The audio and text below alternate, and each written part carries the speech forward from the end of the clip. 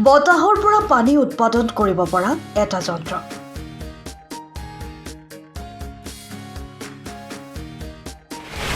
বতাহৰ পৰা পানী উৎপাদন কৰা এই প্ৰযুক্তিটোৰ নাম ৱাটাৰজেন প্ৰযুক্তি।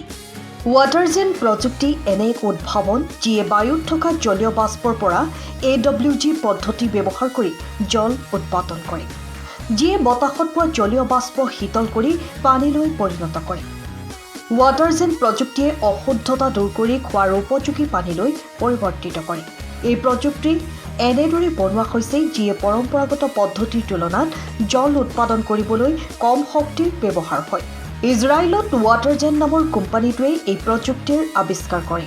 বৰ্তমান পৃথিৱীৰ বিভিন্ন স্থানত এই প্ৰযুক্তি ব্যৱহাৰ কৰি পানী উৎপাদন কৰিছে।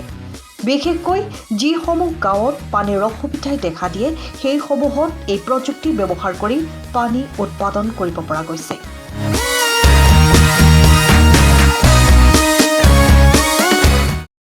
সময়ত পাবলৈ ফলো কৰক টাইম অফ আছাম।